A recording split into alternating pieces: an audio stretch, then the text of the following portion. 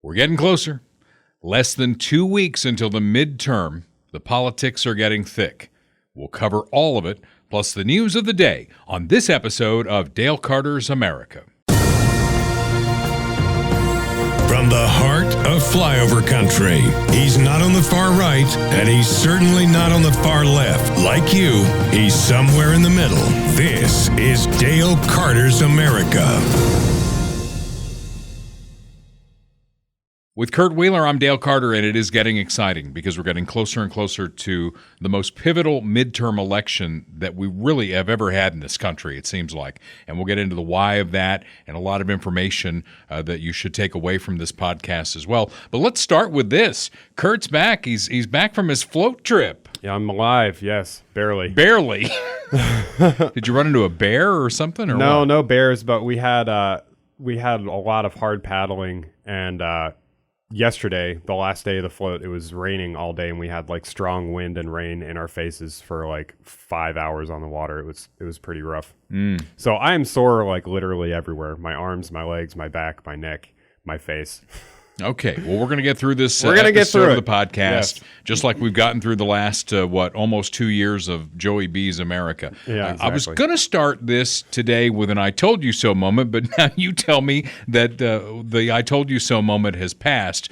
Earlier this week, 30 Democrats sent a letter to Biden asking him to intervene with Putin over the Ukraine. Now, you may remember on the podcast some weeks or months ago, we had an episode, and I said, look, man, if you're the leader of the free world and there's a mess going on in Europe, if you're going to be the leader, why don't you call Putin and say, hey, man, come on, be Joey B. Come on, man. Let's go have an ice cream cone together and let's talk about this, right?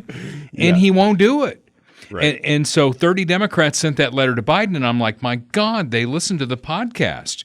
But now you tell me that moment has passed. Well, yeah, no, they've retracted the letter. Democratic U-turn from Progressive Caucus withdrawing letter sent to U.S. President urging talks to end war in Ukraine. It's still a good idea. Yeah, of course, but it's just it's funny to me, how the tables have turned. It's like from Iraq to Afghanistan to Ukraine. The Democrats seem like they're always in the moment. Like when we went to Iraq, all the Democrats voted for going to Iraq. And now in retrospect, they're like, oh, Republicans are war hawks. Republicans are the ones trying to send your kids to war. We want to bring everybody home. Yeah. And now, of course, with Ukraine, the Democrats, and most Republicans too, let's be honest, but they're the ones, urging for more spending to Ukraine, pushing the button of Putin even further, pushing us closer to the brink of world war or whatever you want to call it. And, they just don't want to have, any reasonable approach to this where we can actually try and find a solution, it seems like. And the big problem in this country, and I believe that since we started this podcast, is, it started with Joe Biden, and it's like anything Donald Trump was for, he all of a sudden was against it. You just made that point. And so, here I am saying, wow, Democrats, that's actually a good idea to encourage our president to intervene and get this done. And it's like, oh, no, wait a minute. Carter thought that was a good idea? He's on the right? That's a bad idea. That's ridiculous. We have to get to a point in this country where certain concepts are good no matter who comes up with them. Yeah. And just for more context to Pramila Jayapal, I can't pronounce that, but Spell it or use it in a sentence. She's the chair of the House Progressive Caucus, and they were the ones that wrote the letter. She said in a clarifying statement, the letter sent yesterday has been conflated with GOP opposition to support for the Ukrainians' just defense of their national sovereignty. As such, it is a distraction at this time, and we withdraw the letter. So two things that jump out to me there. It's the first thing is just the knee-jerk reaction of the Democrats to oppose anything that Republicans even moderately support. And then the second thing is, of course, her line, the support for the Ukrainians' just defense of their national sovereignty. Like, when's the last time they've said that about America's national sovereignty? They've never said that about it. They don't give a shit about our national sovereignty. That's different. They would kind of like to live in China. That's why the next story here is about China. Because in China, I mean, Xi over there has it down. I mean, now confirmed to a third unprecedented 5-year term, and understand that had his goons take his opponent out of the building and has not been seen since. So he's consolidated his power for an unprecedented third 5-year term, and the congratulations are coming in from all over the world. Putin and Kim Jong-un have congratulated Xi Jinping on consolidating power for an unprecedented third 5-year term. Yep, they're working on their global, new big alliance there, between those big players. So, and we're not doing anything about it. Nope, scary times. We can't even get our president to pick up the phone and say, "Hey, Vlad, let's go have an ice cream sundae and talk about Ukraine." Yeah, maybe do exactly. Yeah, be a world leader. Maybe we could learn what Putin's favorite ice cream flavor is. The United States is supposed to be a world leader, right? Yeah.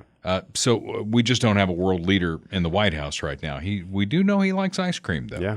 Well, that's a potential for a bonding, negotiation, right? Diplomacy through ice cream. That's what we need. We need to find out what Putin's favorite flavor of ice cream is, and we need to get some for him, and have them sit down at the table with the ice cream, and the sunglasses, and come on, man. Yeah, and if you'll get your forces out of Ukraine, we'll put sprinkles on it, maybe a little chocolate sauce, perhaps even whipped cream and a cherry. I don't know. Yeah. The literal cherry on top. To our president, who's playing politics like never before, we're getting close to the midterm. He sees gas prices starting to inch down just a little bit and says, you know what? I got this piggy bank back here in the backyard called the Strategic Reserve. Now, yes, it's for national emergencies. Yes, it's in case we have World War III and all that to make sure that our ships can get where they need to get. But it's my personal piggy bank, and I'm going to flood the market. Yeah, there you go. 15 million barrels. Which is not a lot. It's not a lot. And gas prices are still going to be where they're going to be. When people vote, it's probably going to be in the Midwest here where we live, probably about $3 a gallon or more, $3.10, $3.20, something like that. And we've talked about this a little bit before, but I went and pulled some information on the oil consumption. And according to U.S. Energy Information Administration, in 2021, the United States consumed an average of about 19.89 million barrels of petroleum per day. So that's what he's releasing is less than 1 day's worth of oil. Yeah.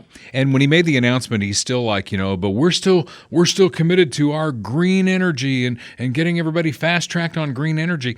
And I keep hearing these stories, and what I don't hear from our media, which the media is supposed to be skeptical, right, of whoever's in power. They're supposed to poke holes in the argument. I don't hear anybody in the media saying, do we really have the infrastructure to pull this off? Right. I mean, you're basically touting electric vehicles everywhere. How's that going to work? I mean, we have convenience stores. Let's say I'm going back to Indiana to see my grandkids. I've got a trip planned to do just that. My charge runs out somewhere, I don't know, Columbia, right? So where do I charge it? How long does it take? What do I do while I'm sitting there waiting for it to charge?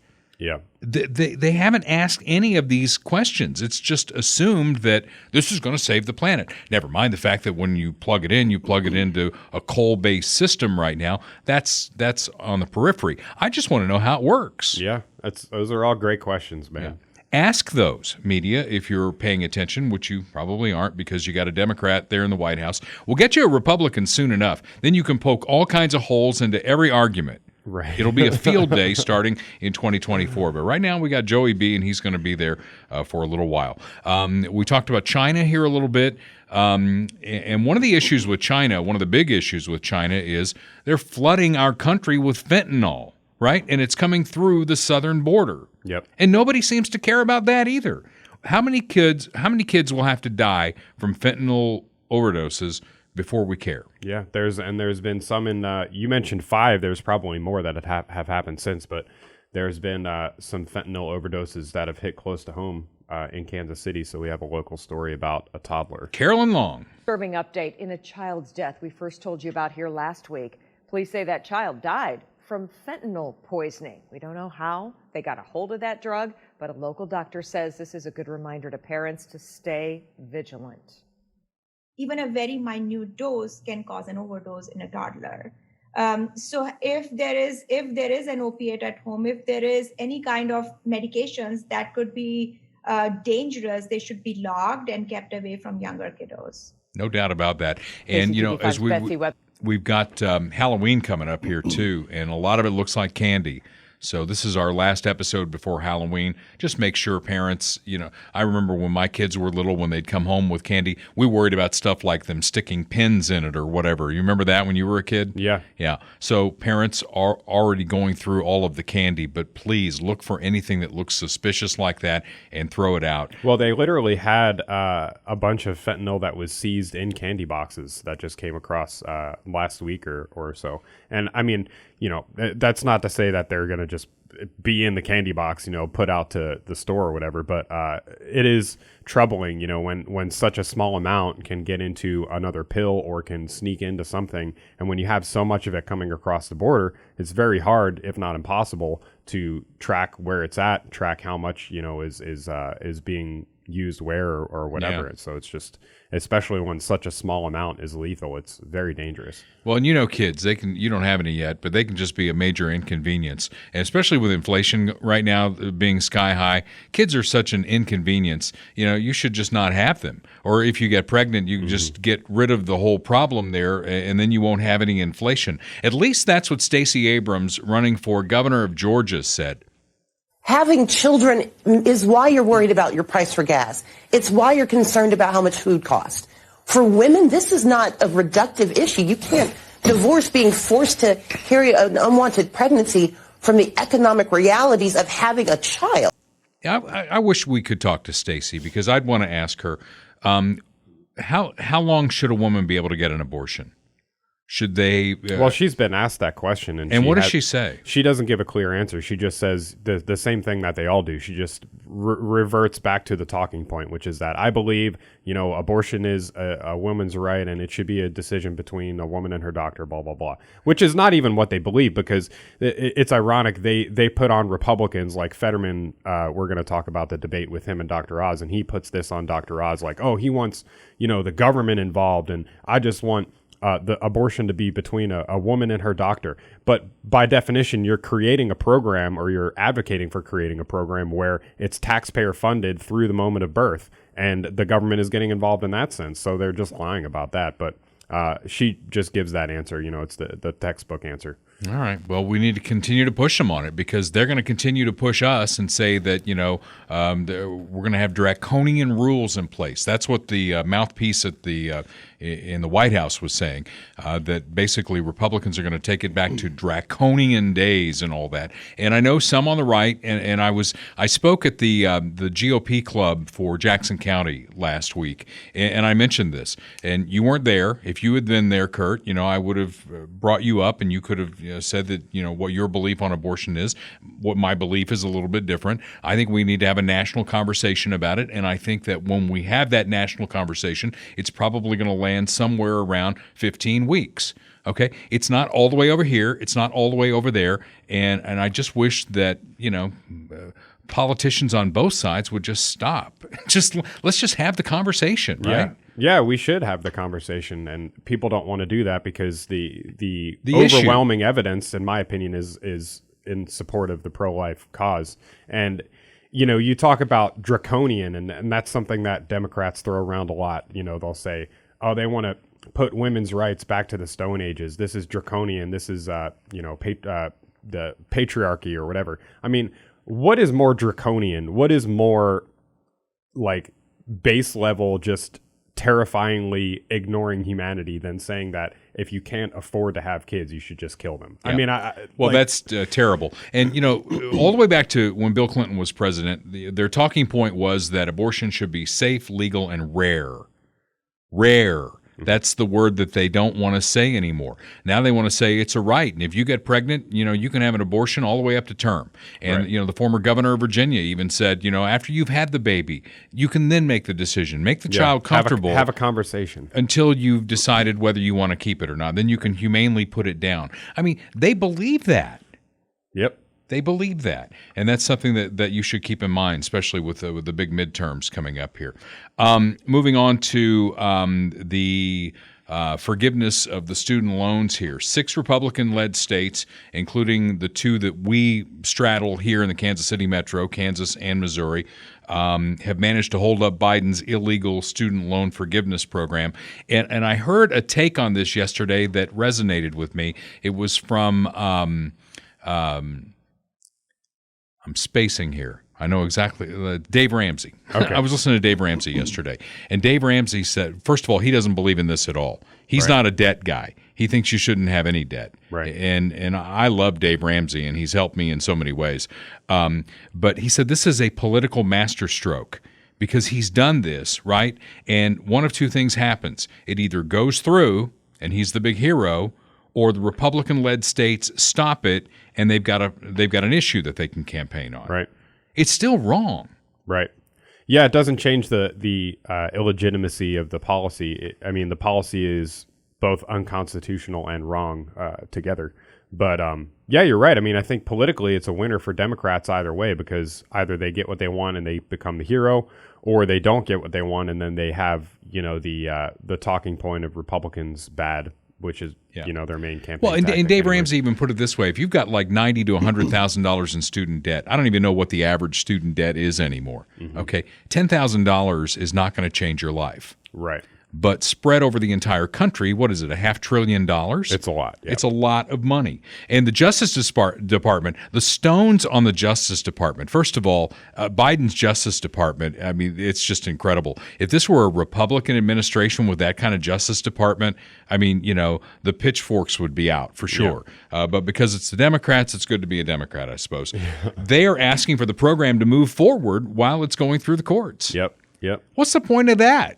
Well, what I would say, what's the point of the courts if it doesn't stop anything? It goes back to the old trope that we've brought up several times over the past few episodes, which is like the difference between something being constitutional and somebody having the power to do it, right? If they can push through this policy and just ignore the courts, then they're going to do it. What's going to stop them? Yeah. Well, again, a lot of decisions are going to be made coming out of the midterm election less than a couple of weeks away. Before we get to the building red tsunami, you know who else wears red? Huh? Our good pal Bob Watson. Hey. Right? I'm not wearing my Bob Watson golf shirt today because we keep it about 30 degrees here in the studio, so I'm wearing my Fort Walton Beach hoodie. But Bob Watson's, and Bob, he insures me, so he'd like to know that I'm staying healthy here in this cold environment. He's been around for 5 decades insuring folks in Kansas and Missouri. His office is based in Blue Springs, 7th and Main in downtown Blue Springs. Go see him if you want. He'd love to talk to you. He has a wonderful office. You haven't been to the office yet, right? I haven't. No, we went and met up with him for drinks the first time, but I haven't been to the office. You should see it sometime. He built like the Taj Mahal, I call it, in the back of his building there. He does a great job. 816-229-7878. He's been taking care of my family for nearly 30 years. Auto, home, life, commercial insurance, licensed in both states, and ready to help you with surprisingly great rates right now. So check out State Farm. Everybody needs to have insurance. How many people have you? I've been in traffic accidents before, and the other driver's not insured. Yeah. I hate that. Yeah, it's very annoying. Legally, you're supposed to have insurance, right? Yeah. You're supposed to have car insurance. Yeah. Legal schmeagle. We're seeing vehicles all over town that have the temp tags from like 3 years ago. Right. Nobody cares anymore. Yeah, it's a big problem, and part of the insurance process too is making sure that your car is like drivable. And I see a lot of cars in Kansas City where it's like the whole side of the thing is like crushed in, or there's like a wheel missing or something. People just driving. Well, if people would get electric cars, we'd fix all this. Oh yeah, totally. Yeah, just totally. get the electric. Yeah, just get car. A Tesla. Yeah, go buy a Tesla. You can even get a tax credit on that. Yeah, great. I don't know. Bob will insure that Tesla for you as well. He'll take great care of you, I promise. 816-229-7878. Bob Watson, State Farm Insurance, a big part of Dale Carter's America. Now to the building of the red tsunami. NBC News poll. This is NBC, for crying out loud.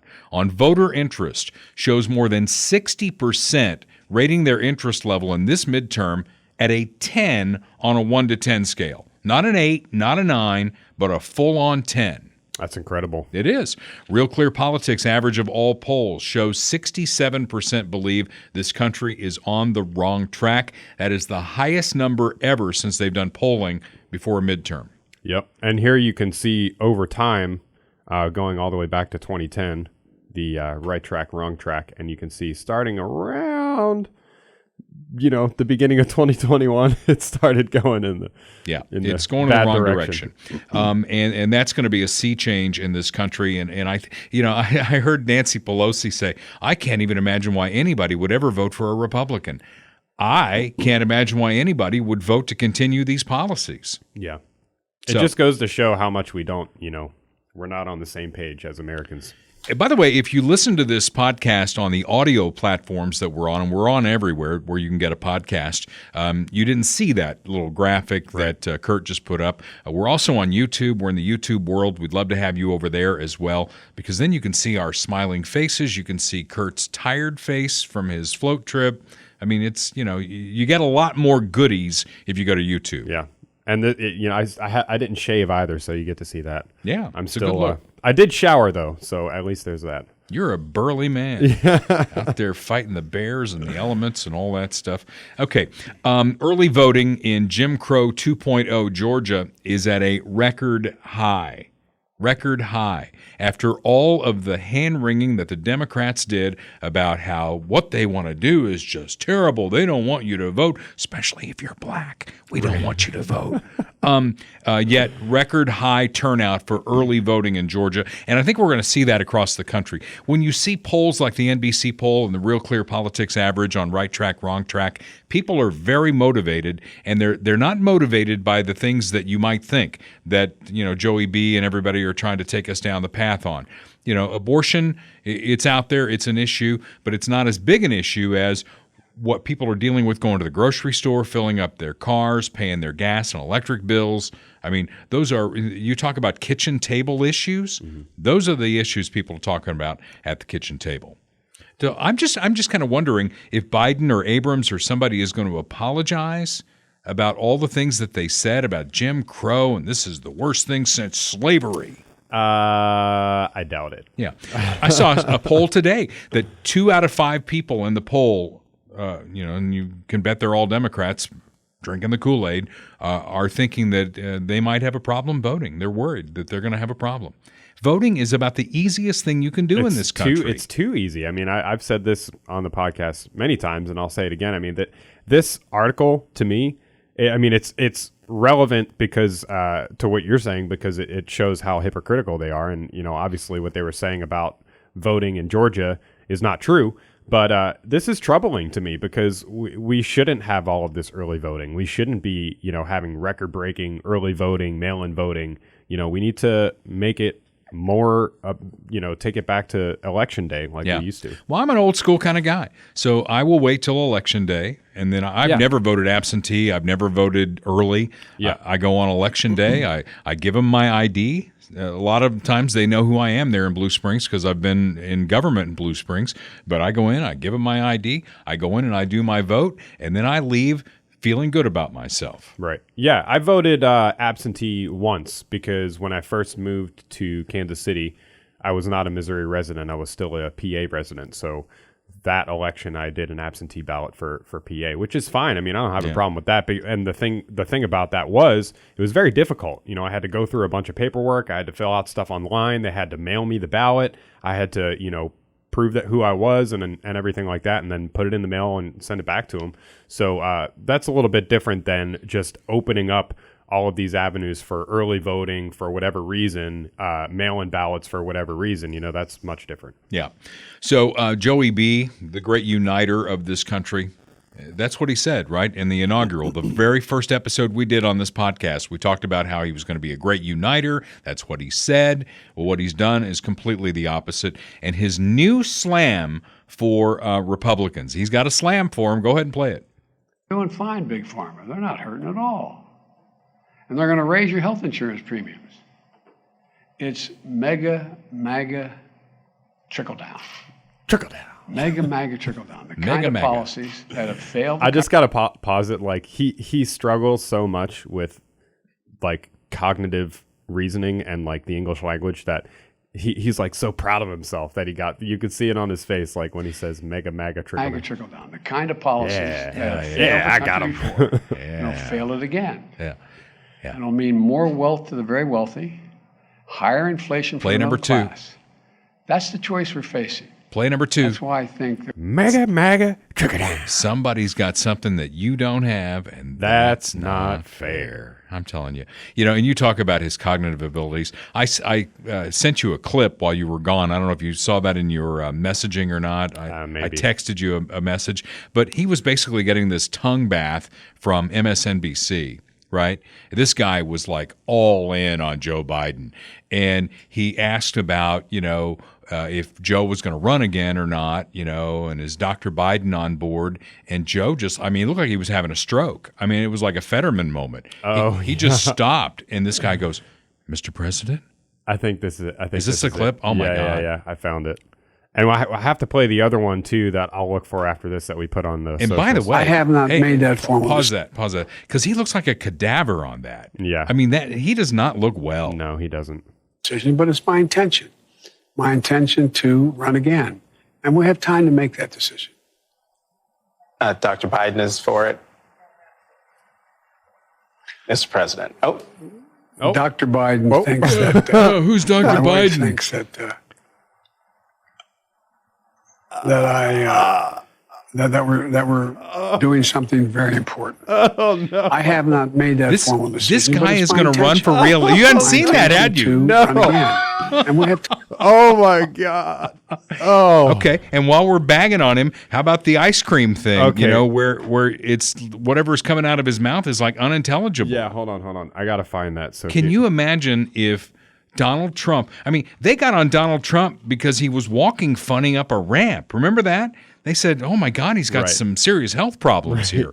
This guy. I mean, there's the clip. Here we go. Okay, you posted it too. I think I posted it. Before. Try and figure out what he's saying. Well, yeah, and this one actually has subtitles, which the one that I posted didn't. Okay, well, this is about. I guess the reporter was asking him why people running for office don't want him to come into their state and campaign with them. Right. Warnock said wouldn't say. Do you think they're making a mistake? No, they're by 16 there. I've already gone in for yet, and a lot more are asked. Another 20 or so. What is he saying? Did you follow any of that? Wait, one more While you're there, time. One more Warnock time. said wouldn't say. Do you think they're making a mistake? No, they're by 16 there. I've already gone in for yet, and a lot more are asked. Another 20 or so. Do you like the Henry Winkler thing on the end of it? It's classic. Did you follow any of that? That's one of the worst ones, man. Oh and my like his gosh. face too. He's like, "No, but 16 years and a lot more for the cover." Jim Dingman at Funhouse Pizza. This is a great time to mention him because Funhouse Pizza would be a lot more fun, Jim, if you had video monitors up everywhere and you just kept running these clips over and over again. Right?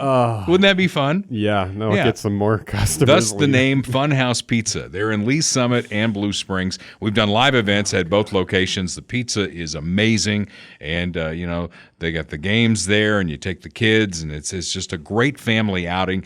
And Jim Dingman is a fine American, a Marine, and loves his country as much as we do, and that's why he jumped on board with the podcast. And he's always doing fun contests at Funhouse Pizza for things like Chiefs tickets and concert tickets and stuff like that. So go see Jim, 50 Highway in Lee Summit, 7 Highway in Blue Springs, and make sure when you go, and my tummy just growled because we're getting close to lunchtime here at the big broadcast facility, and pizza sounds really good, doesn't it? Aren't they bringing in lunch for everybody this week? Well, they need to bring in Funhouse Yeah. because he takes the toppings and just piles them on top. Oh, yeah. I mean, that is a great pizza Very topping heavy pizza. that you're going to get at Funhouse. And the crust is really like that thin, crispy crust, if you like that. That's good stuff. Oh, yeah. Polish that down with a cold beer, and you got something there. That's Funhouse Pizza. They were our first sponsor on the podcast here, Dale Carter's America. So who is on the ballot? When you don't have issues that you can run on, when the economy is crap, no matter how much you try and sell it, It's crap right now. I mean, you can say 10 million jobs, 10 million jobs. Well, we shut the economy down. I would hope 10 million people went back to work after we shut down the economy. So when you don't have, the facts on your side or the issues on your side, what is the legal thing when you're going to become a lawyer? They say if you got the facts on your side, argue the facts. If you got the law on your side, argue the law. And when you don't have either, you pound on the table, right? Well, that's what the Democrats are doing. They are pounding on the table, especially in Kansas, because I live in Missouri and I follow Missouri politics more than Kansas politics, but Sam Brownback is like their favorite, whipping boy. Yeah. He was the governor. He was a senator. He ran for president at one point or another. But he is like the crucifix in Kansas because they're all talking about Sam Brownback, a guy who is not on the ballot. She called him an incredible governor, even compared him to Mother Teresa. But it's what Amanda Atkins did for Sam Brownback that's really outrageous. A top advisor to Brownback in Washington and Topeka, Atkins helped Brownback pass massive corporate tax cuts that wrecked the state budget, devastated public schools, and cost teachers their jobs. If Amanda Atkins thought that was incredible, just think what she'd do in Congress. I'm Sharice Davids, and I approve this message. Okay, so if you're voting in Kansas and you're on the fence, right? And you go into the ballot, the polling place or whatever, and you're like, Amanda Atkins or Sharice Davids? How's my economy at home right now? How's our budget at home right now? Oh, wait a minute. She likes Sam Brownback? Screw that. Right. I'm voting for Sharice. Well, sadly, I think some people actually will do that. Do you think that's the logic they're following, though? Yeah, for sure. I mean, a lot of people, we have very low information voters in this country, and people, they have gut reactions to people that they don't like. I mean, it's the same reason that Trump, is all over everything, either pro or anti, and all of these ads, it's like, oh, this guy he's a MAGA. I mean, we just heard Biden say mega MAGA, trickle down economics. Come on, man. They're rehashing all of these large popular figures, because that's like the linchpin of whether you support this person or not is whether you're going to get the vote. And we have low information voters and they buy into it. So maybe that's why, I'm a retired politician at this point, because I always thought that if I ran for something and when I did run for things, it was like, here's what I stand for and here's where I disagree with my opponent. Right. It's not personal. We disagree about the facts and about the direction that we're going. Yeah. And we've just gotten it's just gotten so low. And I've said this before too, specifically about the attacks against Miss Atkins and defunding education and tax cuts and stuff. Like, she should be campaigning on that. I mean, if it was me, it's not my campaign, obviously, but I am going to cut taxes for, businesses because of the increased cost to do business that we have in Kansas and in this country. And yeah, I do support cutting funding for schools, for public schools that are failing our children and are too busy, teaching about gender ideology and critical race theory than math and and here's our levels of our reading levels. Our students are not able to be competent at this grade, and this thing. And so, yeah, she should campaign on that. She should steer right into it. If it were me, that's what I would do. Well, and my thoughts on this, education is not a federal issue. It's a local issue. Right. So why are they even talking about it in a race for a U.S. House seat? Doesn't make any sense whatsoever. And where have our schools gone with our wonderful education department? This all gets back for me to a very base thing. What is the federal government supposed to do, and how do we pay for it? You take out all of the other stuff. You take out play number 2. Somebody has something you don't have, and that's not fair. The government's not the clearinghouse for deciding who has what and who gets to keep what. It's like, here's our government, here's how much it costs, and how are we going to pay for it in a fair way? That's the conversation that we ought to be having. They're not having that conversation anywhere. But in Pennsylvania, it was quite entertaining because you've got Dr. Oz running against Fetterman, who is the lieutenant governor of Pennsylvania. And we've got 4 clips we're going to show from this. Yeah. And they're worth, if you're not following this campaign, you should, because I want you to imagine John Fetterman on the floor of the Senate of the United States of America, the greatest deliberative body in the world, arguing points. Yeah. Good luck. Hi. Good night, everybody. I'm sorry. I knew that was coming. With, hi, good night, everybody. I knew that was coming, and I had to pause. The guy's had a stroke. Let's give him a break on that. Well, but do we though? I mean, we'll get to that. Is he fit to serve? Let's just watch it. You make the decision after the clips. I Go. won't pause it this time. Hi, good night, everybody. I'm running to serve Pennsylvania. He's running to use Pennsylvania. Here's a man that spent more than $20 million of his own money to try to buy that seat. I'm also having to talk about something called the Oz rule, that if he's on TV, he's lying. He did that during his career on his TV show. He's done that during his campaign about lying about our record here. And he's also lying probably during this debate. And let's also talk about the elephant in the room. I had a stroke. He's never let me forget that. And I might miss some words during this debate, mush two words together, but it knocked me down, but I'm going to keep coming back up. And this campaign is all about, to me, is about fighting for everyone in Pennsylvania that ever got knocked down, that needs to get back up, and fighting for all forgotten communities all across Pennsylvania that also got knocked down. Yeah. Ding, ding, ding. So, he is trying to turn it into a positive. I got knocked down by a stroke, but I'm still in there. Yeah. Somewhere. Yeah, exactly. Okay.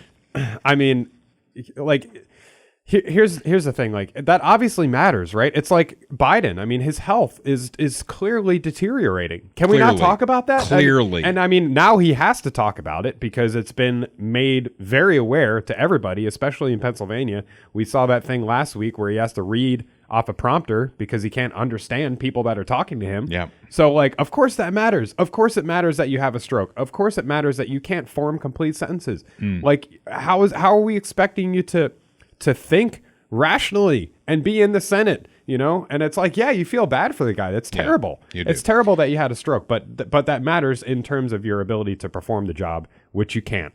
Okay, 3 more clips. One, I don't think matters. It's one of those distractionary issues about houses and who's got that and who paid for that. The other 2 are on fracking, which I think is very illuminating on Fetterman, and then on abortion as well. But let's do the House thing first. Oz. I've been trying to talk about policy issues with the people of Pennsylvania. As a doctor, I listen to their ideas and I want to talk about them. When John Fetterman brings up houses, the irony is he didn't pay for his own house. He got it for $1 from his sister, and he hasn't been able to earn a living on his own. He's lived off his parents. So it's not a topic that we should be debating on the stage. We should be talking about crime and inflation, issues that are hurting Pennsylvanians that they're talking about at their kitchen table. No, that's like he got his Pennsylvania house from his own inlays from $1.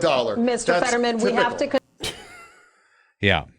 So, okay. So that's a distractionary issue. Wouldn't you agree? Yeah. Yeah. Who cares? I mean, what Oz is saying there is very true. We need to be talking about inflation. We need to be talking about crime. We need to be talking about all those things and the policies that have been put in place that are making it worse. That's what this election is going to be about. Energy is definitely on the ballot. And this is Fetterman talking about fracking. And this just blows me away. Play it. I do want to clarify something. You're saying tonight that you support fracking, that you've always supported fracking, but there is that 2018 interview that you said, quote, I don't support fracking at all. So how do you square the two? Wait for the translation. I do support fracking, and I support fracking, and I do support fracking. I do want to clarify. I had a stroke, so don't pick on me. I had a stroke just watching that, man. Yeah. It's so uncomfortable. So he was against it before he was for it. Wasn't that a John Kerry thing from way back when? He was for it before he was against it. He said that in a debate. Yeah, something like that. So who's lying here? Yeah. All right, next. Would you support allocating federal funds to transport women who live in states where abortion is banned to states where they can get one, and why? 30 seconds. I would. I would, because I believe abortion rights is a universal right for all women in America. I believe abortion is health care, and I believe that is a choice that belongs with each woman and their doctor. Would you support? There you go. Yeah. So make of that what you will, but that is the debate. That's for a Senate seat. I mean, some of these Senate races, you got the one down in Georgia with Herschel Walker, and you got this one in Pennsylvania. I mean, this is the future of the country at stake here. Yeah. It's getting pretty hot. Yeah. Some spicy stuff happening. And then you go to the governor's race in New York, where there's a Republican who actually has a shot in this race. His name is Zeldin. He's running against Hochul. Hochul was lieutenant governor, when the other guy with the sex deal had to go. Yeah. Not because of killing old people. Yeah, it had nothing to do with that. So crime in New York is a big, big issue. And, the whole, I watch the show Blue Bloods. Do you ever watch that? Mm-mm. That's a great show with Tom Selleck playing the police commissioner of New York. His whole family's involved in law enforcement and all that. I think you'd really like it because he's the guy who thinks we need to go back to the broken windows policy. Mm. It's like, and New York is so out of control. Chicago is so out of control. And if you deny that, I mean, that's like being an election denier. How can you possibly deny that these big cities are out of control? And the governor's race is, I think, really going to come down to crime as a big issue. Yeah, 100%. Let's play the clip. It's about getting the guns off the streets. That's the first start. The guns. We have more to do, but I'm the one to do it. Did you want to respond? Yeah. Yeah, of course. Unfortunately, Kathy Hochul believes that the only crimes that are being committed are these crimes with guns. And you have people who are afraid of being pushed in front of oncoming subway cars. They're being stabbed, beaten to death on the street with hammers. Go talk to the Asian American community and how it's impacted them with the loss of lives. Jewish people targeted with raw, violent anti-Semitism on our streets. It just happened yet again. We need to be talking about all of these other crimes, but instead, Kathy Hochul's too busy patting herself on the back. Job well done. No, actually, right now, there should be a special session. The state legislature should come back and they should overhaul cashless bail and these other pro-criminal laws with zero tolerance. But they're saying, elect me. She says, elect me, and then you'll find out where maybe I'll stand on this issue in January. Amen. Can I just say this about Kathy Hochul, because we got another clip we're going to play. You've heard the term resting bitch face. Yeah.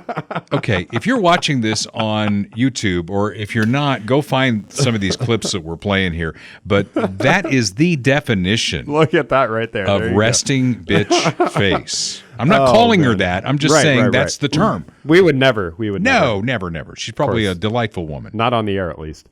At least I think she's a woman. Yeah. Oh man, that is great. Okay, so the other glad clip, you what do we pointed got? that out. Okay, the next one is about COVID vaccine mandates. Well, let's check that out. To Mr. Zeldin, public school students are required to be vaccinated for everything from chicken pox to measles, but you've said you will not require COVID vaccines for students, but the CDC is recommending it. Can you explain your thinking? Sure, and where my opponent just said she will not mandate COVID vaccines at this time, let me be clear to all of the parents who are out there. I will not mandate COVID vaccines for your kids ever. I don't believe that there should be COVID vaccine mandates right now for our kids at SUNY and CUNY and community colleges and elsewhere, where just over a year ago, a whole bunch of heroes were turned into zeros, tens of thousands of people because of my opponent's healthcare worker COVID vaccine. What about polio vaccine? Would you? I believe that. I just got to pause it there. The moderator, like we're not talking about polio vaccines. Shut up. Can I just finish the point? I believe that mandate was wrong, and that everyone who has been fired should be offered their jobs back with back pay. And there shouldn't be any special celebrity COVID vaccine mandates like what we saw for people who play for the Mets or the Yankees or the Nets. If you want to have a special celebrity exemption, how about the NYPD officers, FDNY, teachers, healthcare workers? I do not support COVID vaccine mandates in any way, shape, or form. You want to deal with a healthcare worker shortage upstate in hospitals having services impacted? Well, then offer the people their jobs back. And by the way, do it with back pay. Yes. But, we talk about hypocrisy a lot on this podcast. And the Democrats are all out there on abortion, my body, my choice. Unless, of course, it's COVID. Right. And then you have no choice. Right. You must get the jab because the CDC recommends it. Now, I got it, in consultation with my doctor. I don't know that it made a dime's worth of difference. I've never had COVID. I may be one of those folks in that rare gene pool that they talk about that is immune to the thing. There are some of those. And, it's not like I tried to go out and get it, right? But I was out doing a 25-city tour this year. I shook thousands of hands, slapped people on the back. I was up close, and they said, man, this is the most contagious variant we've ever had of COVID. And I've never had it, at least that I know, right? Yeah. So what was and Biden's had it like 15 times, and he's had every shot you can get. Well, they just came out. This was in Britain last week during a hearing. One of the executives of Pfizer was on whatever committee hearing they had out there, and she admitted that there were never any tests done for transmission on the vaccine. So they came out and said, if you get the vaccine, you won't get COVID. If you get the vaccine, you won't get COVID. You won't spread it. They never even tested it. Yeah. And now they say that if you get the vaccine, if you get COVID, it won't be as bad. Right? I mean, where's the proof of that? Yeah. How are we supposed to believe They're these just people? saying stuff, making stuff up. Who the hell knows? You know who's not making stuff up is our friend Austin Watterson. He runs Royal Roofing and Solar, and he's got an idea. His idea says, stop renting your utilities. Stop renting from Evergy, and let's see if we can put some solar on your house with the new roof. Maybe you don't need a new roof. If you need a new roof, Royal Roofing and Solar can help you out there. They can help you whether you can use solar or not. But at least have the conversation, especially if you're like me and you're seeing your utility bills just spiral out of control. Own your own utilities. And for some reason in my neighborhood in Deer Run and Blue Springs, I'm on the wrong side of Deer Run because our power goes out all the time, right? If the wind blows really hard, the power goes out. And then I look across the street at my neighbors across the street, and they've all got their lights on. So I'm living on the wrong side of the tracks in Deer Run, which is a really nice neighborhood. Yeah. But, if you own your own utilities, if you're producing your own electricity based on the sun, now this isn't an environmental wacko thing. This is all about economics and what you do with your own home.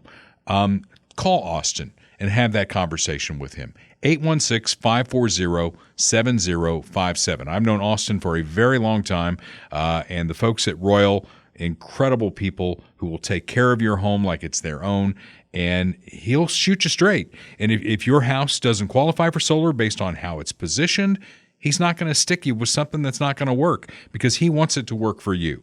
Austin and his family down there in Pleasant Hill, they've been helping folks with remodeling their homes and roofing and solar for a very long time. 816-540-7057, Royal Roofing and Solar. We are so proud to have them as part of Dale Carter's America. So you ready for my predictions? You said we should start writing some of this stuff down. Let's see if we're right or not. Yeah, here we go. Well, we have the tape starting right now. It's rolling. Well, Republicans will win the House. I don't think I'm on a very thin limb when I say that. And I think there's a better than 50% chance they take the Senate as well. In fact, the last poll I saw on Georgia is Herschel Walker up by 2. Now, he's at 49 in the last poll of likely voters. And because of the way the Georgia laws are constructed, if no candidate gets to 50%, there's a runoff of the top 2. The last 2 times, that this happened, when both seats were up last time, they both went to a runoff. So it may well go to a runoff. But right now, Herschel Walker plus 2, and that's in the poll, where who knows what's going to happen when folks get into the ballot box and all that. So Republicans will win the House, better than a 50-50 chance they take the Senate as well. What do you think? Yeah, I mean, it's hard for me to speculate. That no, sounds you about have right. to. You got to speculate. Yeah, I think that they'll. I think you're right on that. I mean, we're not going to pull you out of here like Xi takes his opponents out in China. Well, if you're wrong. let's get more specific. Like, what about Fetterman Oz? Who do you think is going to win there? I'm very sad for your home state if they send John Fetterman to the Senate. I'm not really too proud of him if they send Dr. Oz to the Senate, but at this point, he's the preferable candidate. But at least he's talking about things people care about. Right. And Fetterman says every time he opens his mouth, he lies. Well, I mean, he's talking about, let's stop talking about houses and all this other crap, and let's talk about inflation and crime and things like that. Yeah. That's not a lie. That's the truth. Yeah. So, I think if he sticks to the script on that, basic dinner table stuff and keeps, and Fetterman keeps going in front of the camera and stumbling over his words and clearly showing that he's not mentally capable, I think Oz wins. Yeah, in I do too. a narrow race, but I think Oz wins. And, in Georgia, I'm not a big Herschel Walker fan. I thought Herschel Walker was a great running back. I don't know that he is the senator that I would draw up to send to the Senate. Warnock presents himself better. I don't agree with him on the issues, but he presents himself better in terms of being in that world's best deliberative body. I don't think Herschel Walker does. But again, if it's a red wave, there are going to be a lot of Republicans going to Washington. Yeah, that's an interesting one too, because all of this kind of personal stuff that's come out about Herschel Walker, I think, is going to have an impact. And Warnock is a radical politician. I mean, he supports taxpayer-funded abortion up to the point of birth and everything else. So, but you're right. He's more polished. He's more presentable, I guess, in that sense. So I think he's got a good chance there. And then out in Arizona, that's the one where Kelly, I think, is the Democrat out there in Arizona for the Senate, and he's the one who's basically distancing himself from Joe Biden and trying that tack. But I think if and we won't know as far as Arizona till later in the evening. So if Walker's ahead, late at night, and Oz is ahead late at night, it's going to be a long night for the Democrats. Yeah. So those are two and races. Is that Kari Lake in Arizona? Yeah. I really governor. like her. From what I've seen of her, I really like her. And she's somebody who will invoke the invasion clause in the Constitution about what's happening on the southern border if she wins. So I'm a big fan of hers as well. Okay, here's my next prediction. Democrats will immediately pivot to blaming the Republicans for the economy.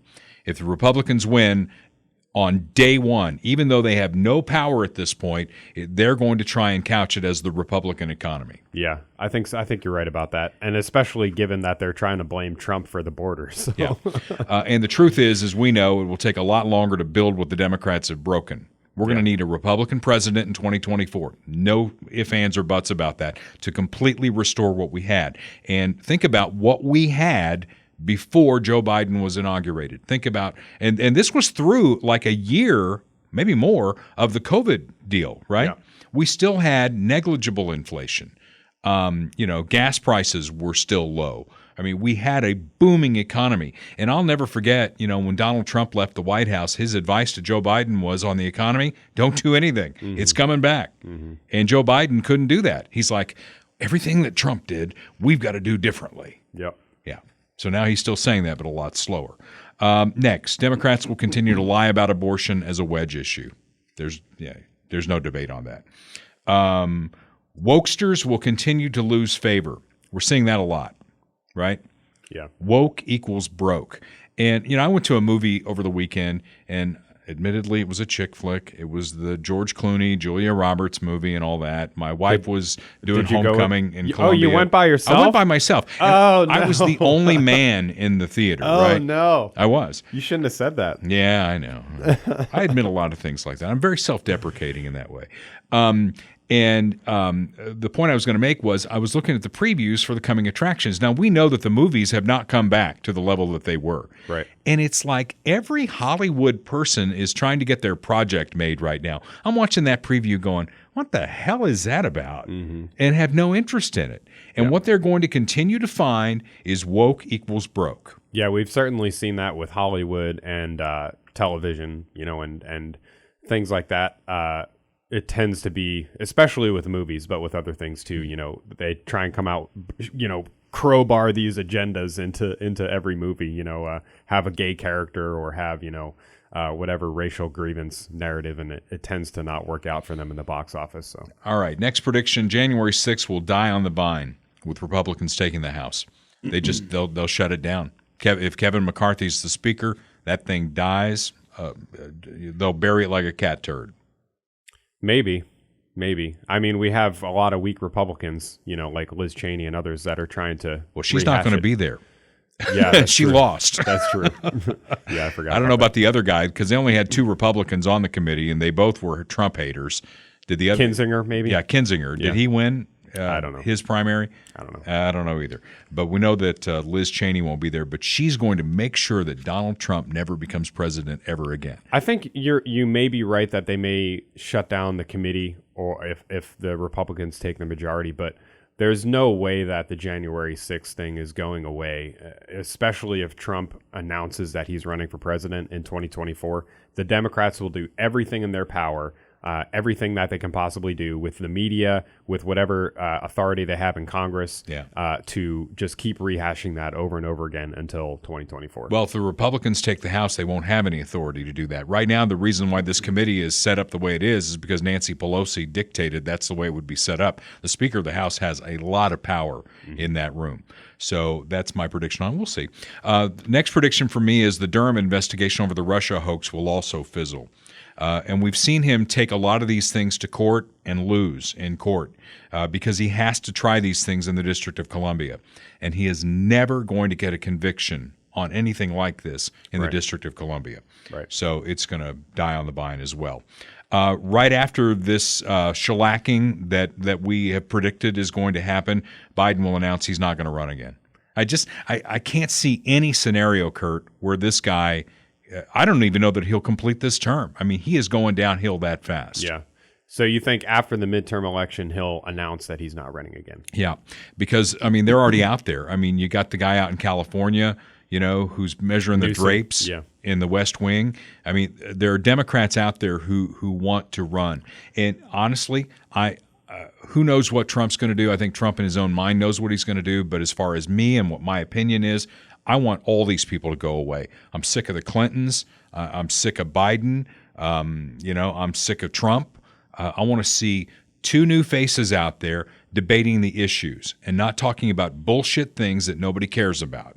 Let's debate the issues, have a national debate with two fresh faces who don't come with their own baggage train. So we'll see whether that happens or not. We will see. But I don't think Biden runs again. And I think that announcement comes pretty quick. And then Hillary has already publicly stated that the Republicans will steal the 2024 election. Don't just take my word for it. We have Hillary Clinton in her own words. I know we're all focused on the 2022 midterm elections, and they are incredibly important. But we also have to look ahead, because you know what? Our opponents certainly are. Right-wing extremists already have a plan to literally steal the next presidential election. Damn. And they're not making a secret of it. Damn. She knows. The right-wing controlled Supreme Court may be poised to rule on giving state legislatures, yes, you heard me that correctly, state legislatures the power to overturn presidential elections. All right. So here's my question on this, because they're all over Donald Trump and the big lie and election deniers and all that. And we have her on tape. We had this last time. Can you make that face go away? I can't. I can't look at that. Anyway, we have her in her own words, basically saying that Donald Trump stole the election, right? That was a fake election and all that. You got Stacey Abrams basically saying she was elected governor even though she wasn't. That's okay because they're Democrats. They get away with it. Trump fought tooth and nail to try and stay in the White House, okay? He took every legal avenue, and in his own mind, he still thinks he won. Okay, that's him, right? Okay. Can you be an election denier for the future? Yeah, that's a great question. I mean, I was thinking the same thing. Obviously, it's like we as in conservatives or Republicans, can't even bring up legitimate concerns about the integrity of an election with all of these extra measures that were put in place because of COVID and everything else. But if you're a Democrat, you can not only deny past elections, but you can deny future elections before they even happen. It's like, it's just the ends justify the means. If we win, it's good. It's democracy. It's democracy acting the way it should. And if we lose, it's an attack on democracy. It's fascism. It's everything bad. I was having this debate on Facebook, and my wife always tells me stop arguing with liberals on Facebook, and I should. I have to write that 100 times now on the blackboard or whatever that I won't argue with liberals. It's on hard Facebook. not to. It's very really tempting. hard, because these people, like Hillary Clinton and the Democrats, they basically look at the Constitution as a suggestion, okay? We look at it as the framework for this country and how it was founded, okay? If something doesn't go their way, they're like, just throw that part out. We don't want that. They're like Catholics, and I am a Catholic, and I'm a horrible Catholic, okay? Bob Watson's a Catholic. We should talk about Bob again. We're going to talk about Bob again.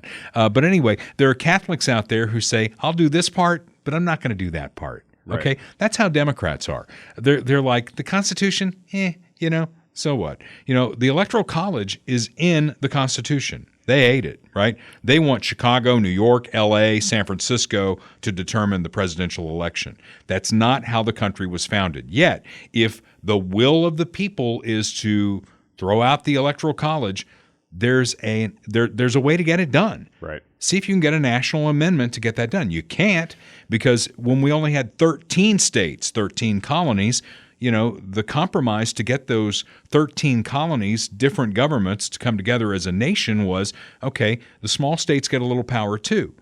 And that Constitution is all about protecting the rights of the minority, not the majority, right? Yeah. And God forbid, the states take any control over their, over the election process. I mean, that's we didn't finish the Hillary clip, but that's what she was getting to, was that something with the Supreme Court and the state legislatures, having the ability to ratify national elections, which is already the case. I mean, they states do have that. It's in the Constitution. Yeah, the states already select the process for how their electors are going to vote in the Electoral College. We already have that. So God forbid, the states take some of their freedom, some of their rights back, from the federal government. Well, we can't have that. That's an attack on democracy. And here's another, commercial, if you will, for the Constitution.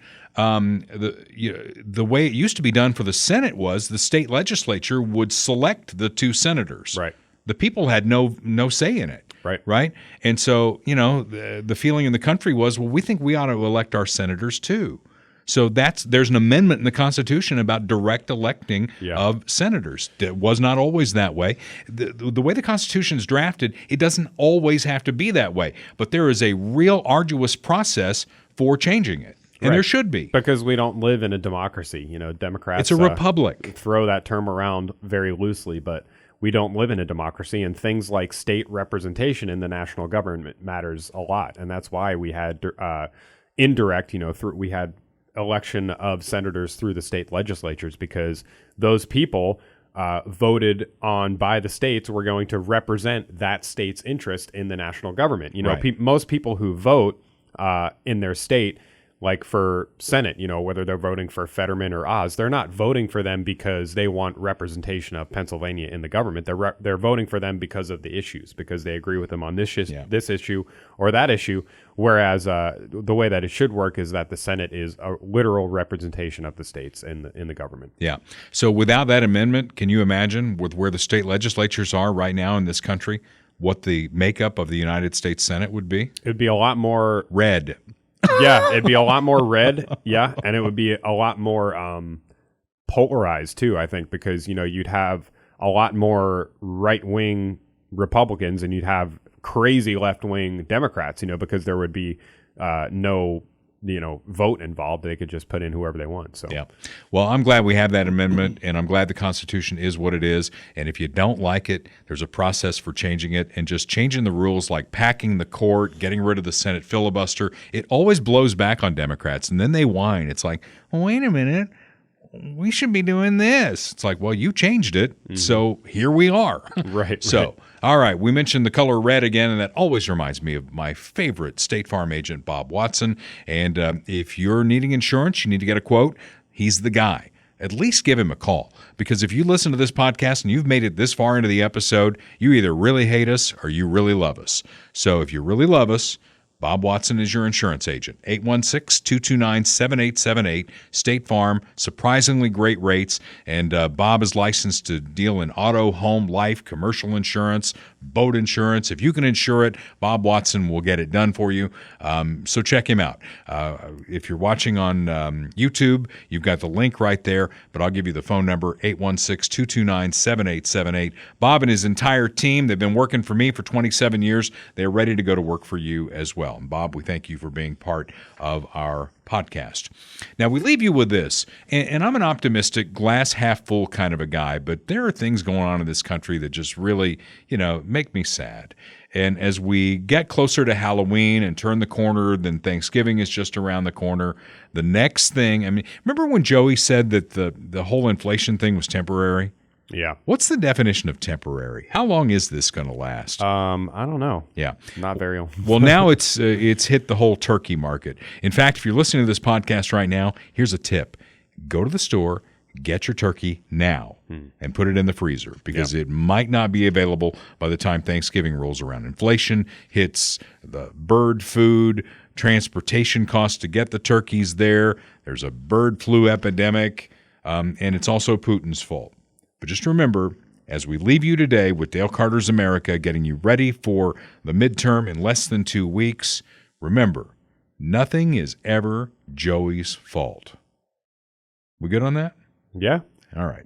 Until next time, this is Dale Carter's America. The views expressed on Dale Carter's America are Dale's and Kurt Wheeler's. They do not necessarily reflect the views of KFKF or Steel City Media. Comments can be sent to dalecartersamerica@gmail.com. Check back for weekly episodes. Subscribe, spread the word, and give us a 5-star review. Thanks for being a part of Dale Carter's America.